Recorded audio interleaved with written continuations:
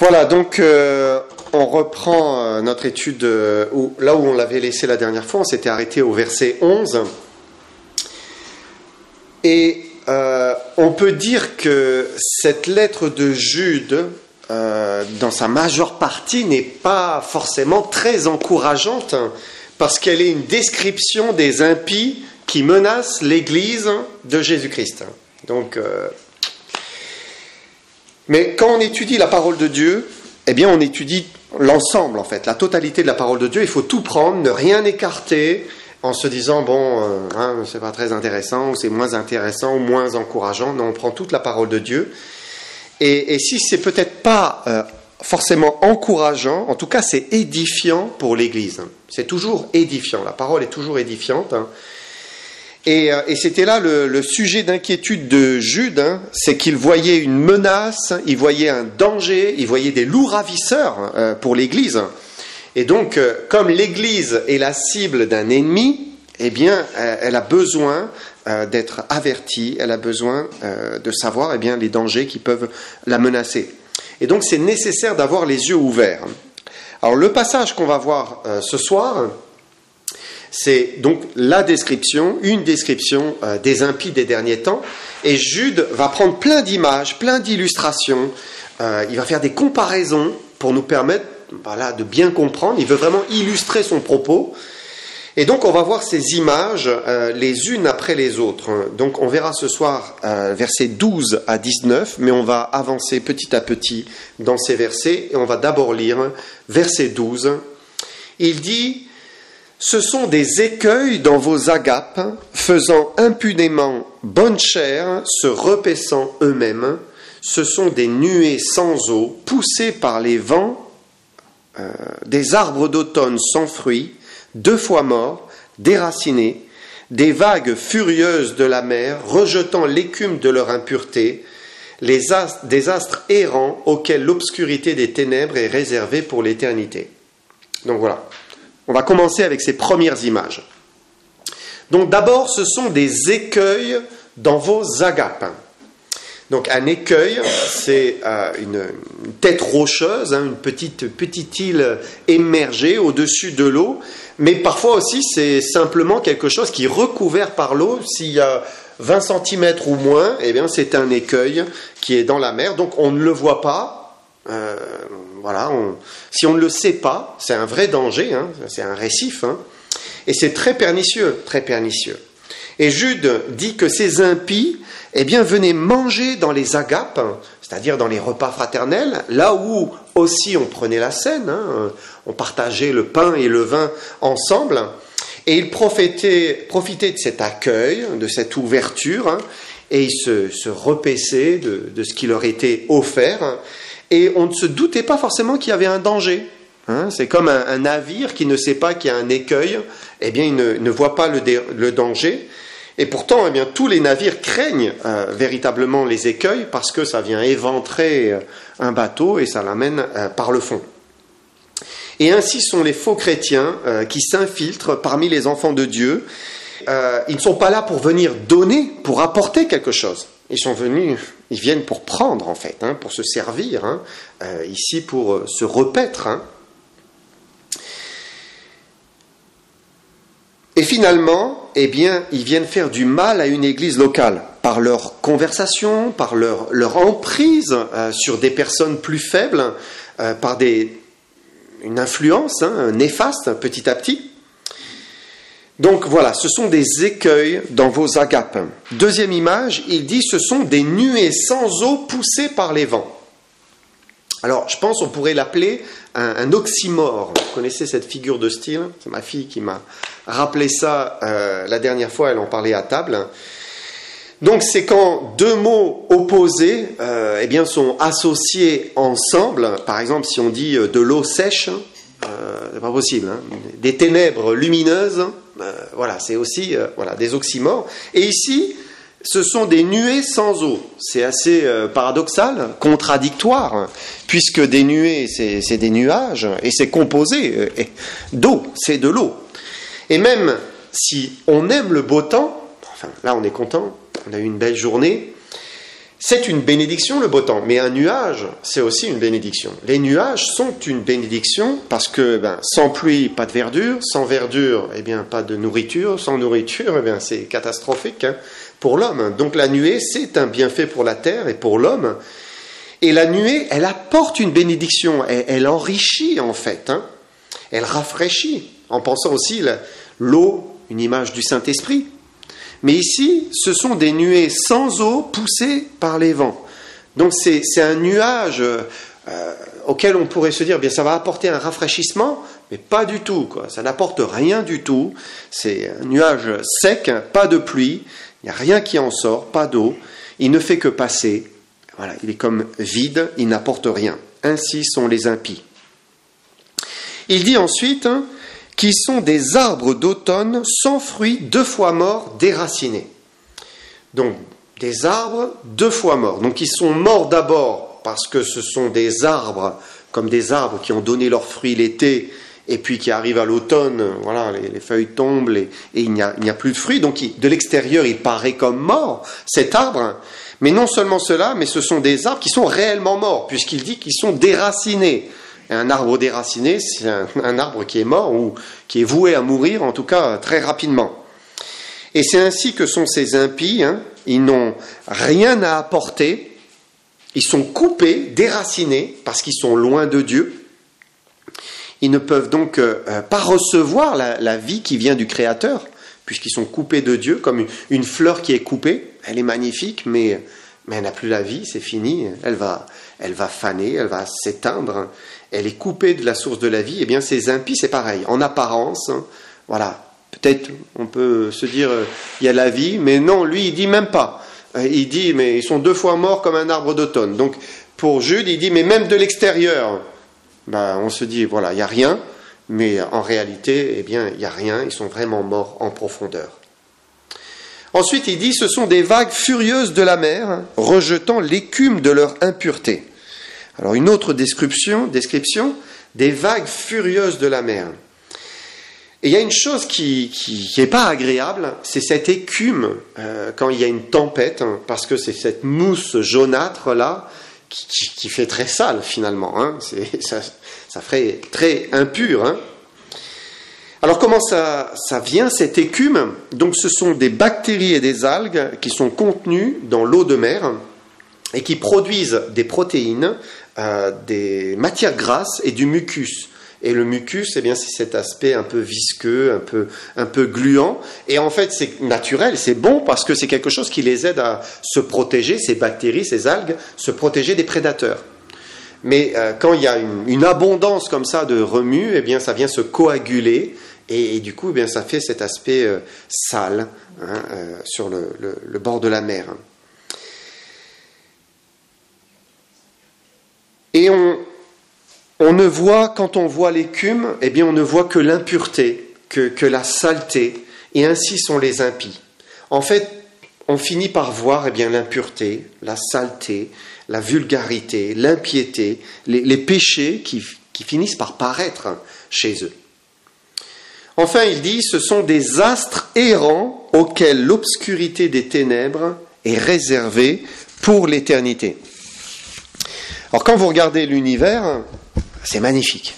C'est absolument magnifique. Déjà, c'était magnifique dans le temps. Simplement, on regarde le ciel étoilé. Mais maintenant qu'on arrive à voir même au-delà, c'est splendide. Ces images avec les télescopes géants. C'est la création de Dieu et on y voit des merveilles. Mais quelle immensité! Quelle immensité! Quand on se dit qu'en fait, on calcule en années-lumière. C'est-à-dire une année-lumière, c'est la vitesse de la lumière à 300 000 km/s pendant une année. Pour calculer. Donc en fait, qu'est-ce que ça fait comme distance? Ça fait 10 000 milliards de kilomètres. Vous voyez un peu? Et quand on pense que tout ce que l'on voit est séparé d'années-lumière, c'est incroyable, quoi. Parce qu'entre 2 étoiles, entre 2 galaxies, entre 2 astres, mais c'est un vide immense, immense. C'est le vide, c'est le noir, c'est le silence. Et ces impies, eh bien, il dit, c'est des astres errants dans le vide, dans le noir, dans le silence. Et c'est une fin dramatique, c'est une fin obscure, hein, une fin inutile, hein, et une fin, malheureusement, éternelle. Et ça nous rappelle qu'il y a un jugement qui atteint ceux qui rejettent la lumière, qui rejettent le Sauveur Jésus-Christ. Hein. Ils vont être jetés loin de la lumière, puisqu'ils n'ont pas voulu de la lumière. Ensuite, Jude fait une parenthèse et il nous parle du livre d'Hénoch. Donc, on avait vu un petit peu la dernière fois le livre d'Hénoch, on l'a cité. Donc, on va lire les versets 14 et 15. « C'est aussi pour eux qu'Hénoch, le 7e depuis Adam, a prophétisé en ces termes. « Voici le Seigneur est venu avec ses saintes myriades pour exercer un jugement contre tous et pour faire rendre compte à tous les impies parmi eux de tous les actes d'impiété qu'ils ont commis et de toutes les paroles injurieuses qu'ont proférées contre lui des pécheurs impies. » Alors, qu'est-ce que ce livre d'Hénoch ? Le livre d'Hénoch, en fait, c'est 5 livres ensemble, qui n'en forment qu'un, hein, qui sont composés de 108 chapitres en tout. Alors, on y trouve un certain nombre de traditions juives, et ce que l'on sait, c'est que ce livre d'Hénoch a eu beaucoup d'influence, et notamment, il a eu sur les Juifs, hein, bien qu'ils ne l'ont pas retenu dans le canon des Écritures, hein. Et puis, il a eu de l'influence aussi sur les chrétiens, puisque c'était un écrit qui existait, hein. En tout cas au 1er siècle. Alors, il n'a pas été reconnu comme inspiré de Dieu. Les Juifs l'ont mis de côté, et ce que l'on sait, pourquoi eh bien, il a eu beaucoup d'influence, malgré qu'il n'était pas un écrit qui était reconnu comme inspiré, c'est qu'il a été copié, recopié, traduit. On en a trouvé même dans les grottes de Qumran. Donc, je ne sais pas si c'est des parties ou des fragments. Il a été apparemment écrit en hébreu et en araméen, et puis après traduit en grec et même en d'autres langues. Et il nous reste aujourd'hui, comme beaucoup de livres antiques, bien souvent que des parties, des bribes, et notamment ce livre d'Hénoch, on ne l'a pas complet, mais on a la partie que Jude cite. Celle-là, elle est complète, on peut la lire, et donc Jude a cité d'une manière vraiment littérale, hein, il a repris exactement la même chose. Jude nous parle de l'Hénoch, donc 7e depuis Adam, et donc de la lignée de Seth, celui qui marchait avec Dieu et qui ne fut plus, parce que Dieu le prit. Vous vous souvenez de cet Hénoch ? Et donc ce serait lui qui aurait fait cet écrit, c'est ce qu'il nous apprend. Alors encore une fois, je l'ai dit la dernière fois, et on peut le redire, c'est pas parce que Jude cite ce livre que, il l'élève à un rang d'inspiration. Simplement, il reprend ce qui, pour lui, inspiré par Dieu, était une vérité. Et donc, il le dit. Il est poussé par le Saint-Esprit, et donc il parle de cette prophétie d'Hénoch, citée dans ce livre comme une vérité. Et la prophétie en elle-même, elle n'apporte rien de plus que ce que l'on sait déjà. Hein, c'est juste une vérité sur le retour de Christ en gloire, avec ses saintes myriades, donc avec les anges, qui viendra pour juger le monde. Et donc, quand on lit cela, c'est clairement la deuxième venue de Christ, donc après la tribulation. Mais ce qui est touchant, c'est que ça veut dire que Hénoch, il a marché avec Dieu, souvenez-vous, pendant des siècles, hein, et dans sa marche avec Dieu, dans cette relation avec Dieu, il a reçu des choses, et il a écrit des choses. Et donc là, c'est touchant de se dire que, il a écrit quelque chose sur notre Seigneur, sur son retour, plusieurs millénaires avant que le Seigneur ne vienne. C'est quand même quelque chose. Pourquoi Jude fait référence à cette parole du livre d'Hénoch ? Parce qu'il veut rappeler qu'il y a un jugement qui est prévu depuis très longtemps, même depuis le temps d'Hénoch, puisqu'il le dit, contre les impies. Donc contre toutes les personnes irrévérencieuses, vulgaires, méprisantes, injurieuses, qui seront sévèrement punies. Mais Jude ne s'arrête pas là avec cette description vitriole contre les impies, il continue, verset 16. Il dit Ce sont des gens qui murmurent, qui se plaignent de leur sort, qui marchent selon leur convoitise, qui ont à la bouche des paroles hautaines, qui admirent les personnes par motif d'intérêt. Alors, vous connaissez peut-être la translittération d'Alfred Kuhn, il a pris l'ensemble des versions existantes en français, il les a mélangées, et donc j'ai trouvé très intéressant ce qui est, voilà, finalement la synthèse de toutes ces choses. Il dit, je vous cite, « Ces hommes-là sont d'éternels mécontents, ils sont toujours à se plaindre de leur sort, alors qu'ils ne se laissent guider que par leurs caprices et leurs mauvais désirs. Ils ont de grands mots à la bouche, mais rampent devant ceux dont ils espèrent tirer profit, en les flattant bassement pour arriver à leur fin. » C'est très parlant, je trouve, d'éternels mécontents. Et Dieu nous enseigne, nous, à être satisfaits en lui, dans le contentement, à vivre dans le contentement. L'Esprit nous pousse chaque jour vers une vie de sainteté, de contentement, une vie heureuse en Jésus-Christ, consacrée, qui ne regarde pas aux hommes, mais qui va regarder à Dieu seul.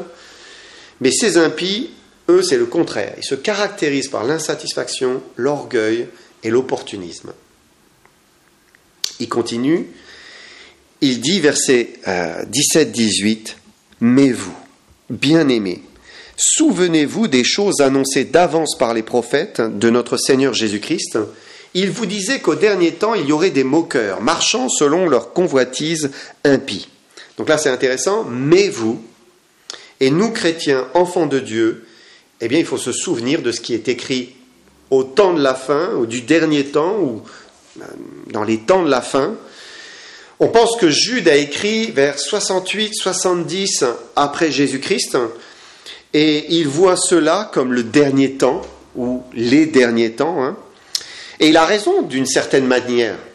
Oui, c'était déjà les derniers temps pour lui, mais ce qu'il ne savait pas, c'est que la grâce de Dieu et le temps de la grâce allaient se prolonger, parce que Dieu est plein de grâce et qu'il patiente, et il allait prolonger encore pendant 2000 ans. Et donc Jude était au début des temps de la fin, on peut dire. Mais c'est certainement ce qui fait que la parole de Dieu a toujours gardé les hommes éveillés, toujours alertes, parce que c'était annoncé comme si ça pouvait arriver demain. Et du coup, ils étaient toujours vraiment vigilants. Néanmoins, aujourd'hui, plus que jamais, on peut dire, de par les signes, de par l'évolution de notre monde, de par la mondialisation, de par la surveillance qui est généralisée, de par les discours que l'on entend déjà de paix et de sécurité, de par les moqueurs de la Bible, de la foi, de Jésus-Christ, de notre Dieu, on sait qu'on est vraiment dans les derniers temps, ou ce dernier temps, puisque Jude en parle au singulier. Et donc Jude avait comme les prémices de ces choses. Il était au tout début de l'Église, mais le pire était à venir, ce que lui ne savait pas. C'est intéressant parce que l'apôtre Paul, lui, il parle des temps de la fin. Et si vous vous souvenez dans Timothée, il dit « Sache que dans les derniers temps, les hommes seront égoïstes, amis de l'argent, fanfarons, hautains, blasphémateurs, rebelles à leurs parents, ingrats, irréligieux, insensibles, déloyaux, calomniateurs, intempérants, cruels, ennemis des gens de bien, traîtres, emportés, enflés d'orgueil, aimant le plaisir plus que Dieu, ayant l'apparence de la piété, mais reniant ce qui en fait la force. » Et finalement, là, on retrouve des caractéristiques de ces impies que Jude dénonce, et ça veut dire que plus que jamais, on est maintenant dans ce temps-là, et l'Église doit être vigilante. Et puis Jude enfonce le clou et conclut sur ce qui caractérise ces impies. Verset 19, il dit « Ce sont ceux qui provoquent des divisions, hommes sensuels, n'ayant pas l'esprit. » Ils provoquent des divisions, et c'est pour cela qu'il faut être vraiment très prudent. Les faux chrétiens dans les églises, c'est pas un mythe, c'est une réalité. Et il vaut mieux parfois mettre dehors quelqu'un plutôt que de vouloir préserver absolument la paix avec quelqu'un qui finalement n'est pas enfant de Dieu. Quand on perçoit qu'il va y avoir un danger, il vaut mieux mettre quelqu'un dehors plutôt que de le laisser préparer une division. Paul donne à Tite une parole très sérieuse. Donc dans Tite, je vous lis, c'est Tite 3, 10 et 11. Il dit « Éloigne de toi après un premier et un second avertissement celui qui provoque des divisions. Sache qu'un homme de cette espèce est perverti et qu'il pêche en se condamnant lui-même. » Donc les divisions, c'est les œuvres de la chair. D'ailleurs, dans les œuvres de la chair, il y a les divisions, les querelles, etc. Donc tout cela, ça vient du diable, alors que Dieu, lui, il veut la paix, il veut l'unité. Dans son corps, le malin, lui, il veut briser, il veut détruire ce que Dieu fait. Alors ça ne veut pas dire que Dieu ne puisse pas se servir d'une division, et il le fait, parce que Dieu se sert aussi des erreurs des hommes. Parfois, l'homme chute et ne fait pas ce qu'il faut, mais Dieu s'en sert, mais ce n'est pas sa volonté première. Jésus n'a pas prié pour la division de son corps. Il a prié pour l'unité de son corps. Alors il y a quelque chose qui est vraiment diabolique, forcément, dans l'action de ces impies qui veulent diviser. Ils sont toxiques, en fait, pour le corps. La division, elle vient rarement, rapidement. C'est plutôt avec le temps, après des semaines, après des mois, une fois qu'on s'est habitué à une personne, une fois que des liens sont tissés, que petit à petit, il commence à y avoir des influences, où là, on va monter un frère, une sœur contre quelqu'un d'autre, et on va introduire la division. Et c'est ainsi que faisaient certainement ces impies. Jude ajoute, il dit, « Ce sont des hommes sensuels n'ayant pas l'esprit. » Alors le terme traduit par sensuel par Louis II est psychikos, psychique en fait, ça a donné psychique. Donc c'est un terme qui se retrouve 6 fois dans le Nouveau Testament, dans sa forme ici. Il est traduit donc par sensuel ici, mais c'est la seule fois où il est traduit comme cela. 4 autres fois, il est traduit par animal. Et la dernière fois, il est traduit par charnel. Et donc ces impies, agissaient selon l'homme animal, c'est-à-dire l'homme qui vit selon ses sens, selon sa nature pécheresse, coupé de Dieu. Nous sommes des êtres spirituels, mais à cause de cette nature pécheresse, l'homme tombe et devient semblable à un animal. L'animal, lui, qui n'a pas d'esprit, qui vit selon ses instincts, ses sens. De la même manière, l'homme, quoi qu'il ait un esprit, si il ne se convertit pas pour retrouver cette communion avec Jésus-Christ, il est coupé de Dieu et il vit aussi selon la chair, selon ses sens, selon sa raison, selon ses émotions humaines ou selon ses instincts les plus bas. Et donc il dit clairement, ils n'ont pas l'Esprit de Dieu.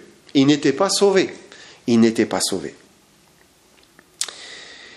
Alors si l'Église, elle doit être accueillante, nous devons être accueillants, l'Église doit être ouverte sur l'extérieur, manifestant l'amour de Jésus-Christ, elle doit aussi être prudente, comme les serpents. C'est ce que le Seigneur dit, les chrétiens doivent être prudents, comme les serpents. Et Jésus nous a enseigné, lui-même, au sujet de cette période de temps dans laquelle nous sommes. Dans l'évangile de Matthieu, il dit que c'est les mystères du royaume des cieux. Vous vous souvenez de cette expression ? C'est ce temps-ci. Ce temps où Jésus n'est plus présent sur terre, il nous a laissés, il est là en esprit. Nous sommes dans ce temps du mystère du royaume des cieux. Et dans ce temps, il y a toutes ces paraboles qu'il a données. Et dans ces paraboles, il y a la parabole de l'ivraie avec le blé. Vous vous souvenez de ça ? Donc des faux chrétiens qui poussent dans le champ. Le champ, c'est le monde. Là où ils poussent le bon grain. Et donc il y a le bon grain, il y a l'ivraie qui poussent ensemble. Et on ne peut rien y faire. Et on ne doit même rien faire. Dans la parole de l'ivraie, Jésus nous raconte que les serviteurs du maître de la maison vinrent lui dire « Seigneur, n'as-tu pas semé une bonne semence dans ton champ ? D'où vient donc qu'il y a de l'ivraie ?» Il leur répondit « C'est un ennemi qui a fait cela. » Et les serviteurs lui dirent « Veux-tu que nous allions l'arracher ? » « Non, dit-il, de peur qu'en arrachant l'ivraie, vous ne déraciniez en même temps le blé. Laissez croître ensemble l'un et l'autre jusqu'à la moisson, et à l'époque de la moisson, je dirai au moissonneur, arrachez d'abord l'ivraie, liez-la en gerbe pour la brûler, puis amassez le blé dans mon grenier. Et Dieu veut qu'on protège l'Église locale, et c'est là où il faut être vigilant, attentif, hein. C'est là où nous sommes aussi responsables, c'est là où il faut dénoncer, il faut mettre en garde, pour qu'il n'y ait pas de mélange au sein de l'Église d'ivraie et de blé. Le champ, je l'ai dit dans la parabole, c'est le monde. Et c'est inévitable que dans le monde, eh bien, pousse de l'ivraie, voilà, au milieu du blé. Mais dans l'Église locale, ça doit être différent. Et si Jude est aussi virulent, c'est qu'il y avait une menace pour l'Église locale. C'était l'Église locale. Parce que l'Église locale était en danger. Et il s'adresse à des chrétiens, il s'adresse à des églises, à une église ou à des églises. Et cette parabole que raconte Jésus, elle m'a toujours interpellé, parce que il pourrait être tentant de se battre contre l'ivraie, en fait, hein, et d'attaquer l'ivraie, hein, pour faire tomber l'ivraie. Mais Jésus, non, il dit non, laissez pousser, ne vous en occupez pas. Laissez pousser l'ivraie. Parce que c'est terrible, ceux qui professent ces fausses doctrines, qui enseignent des mensonges, qui déforment la grâce de Dieu. Puisqu'ici, Jude, c'est ça, dénoncer ces gens qui déforment la grâce de Dieu, hein, et qui en font un dérèglement. Mais Jude, ici, n'est pas en train de s'attaquer à eux. Il est en train de les dénoncer pour les enfants de Dieu, pour les chrétiens. Et c'est ça qui est important. Il est en train de protéger l'Église. Il veut protéger l'Église. Et ça, c'est ce que Jésus nous demande de faire. Il nous demande de veiller sur l'Église, d'enseigner l'Église et de se tenir éloigné des impies. Alors, eh bien, il dit, le blé pourra pousser et s'enraciner profondément pour porter du fruit en se tenant à l'abri. Et puis, l'ivraie, eh bien, Dieu s'en occupera à la fin. C'est-à-dire à son deuxième retour, où il arrachera par le biais des moissonneurs l'ivraie, il l'ira en gerbe, et voilà, il sera brûlé. Et puis il amassera eh bien, le blé dans son grenier, c'est-à-dire tous ceux qui sortiront de la tribulation pour entrer dans le millénium. Voilà, je m'arrête là, et puis on continuera la prochaine fois, où eh bien, il nous parlera à nous directement. Qu'est-ce qu'il attend de nous? Voilà, que le Seigneur vous bénisse.